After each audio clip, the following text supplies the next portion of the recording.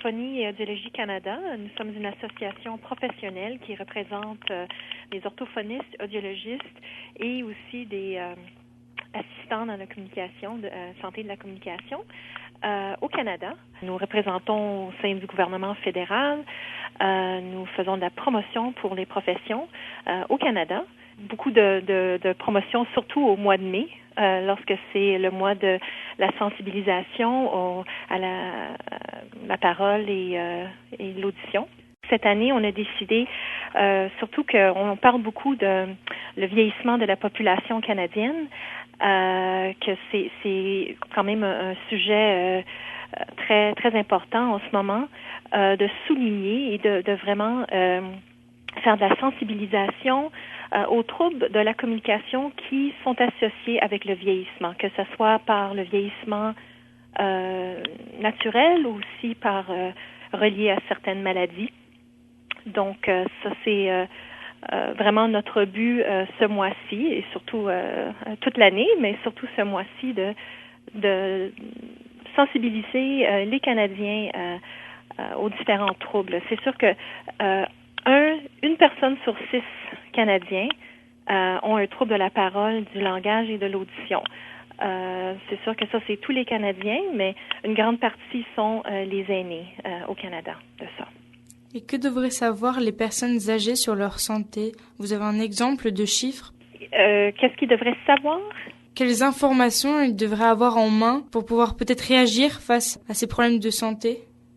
Bien, c'est sûr que si on regarde certaines statistiques, par exemple, 95% des personnes qui ont une démence vont avoir une difficulté à communiquer. C'est quand même assez significatif.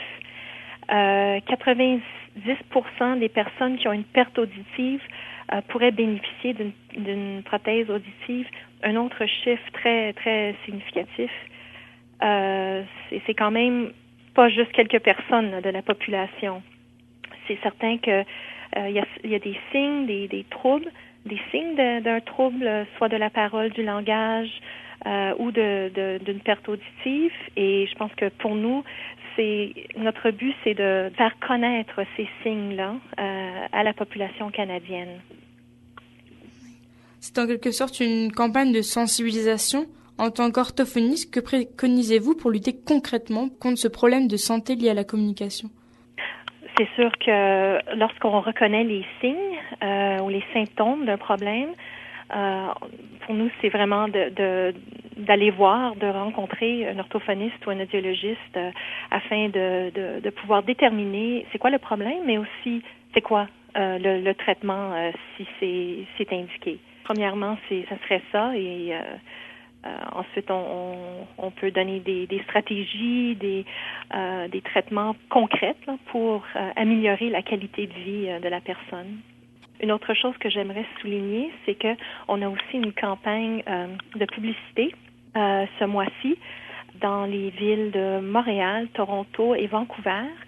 C'est des affiches sur le transport en commun. Et ça, c'est pour sensibiliser la population, les gens dans ces villes-là, au moins, aux professions d'orthophonie et d'audiologie. Donc, on espère que toutes ces démarches-là vont avoir un impact et vont faire connaître à la population nos professions. J'ai vu également qu'Orthophonie Audiologie Canada est connectée sur Internet avec un hashtag cette année. Est-ce que vous pourriez nous parler de vos actions sur Internet? Oui, c'est sûr que sur les médias sociaux, on est présent. Le hashtag, c'est hashtag mois de mai pour tout ce qui est associé avec la campagne du mois de mai. On est sur Facebook, on est sur Twitter, très actif.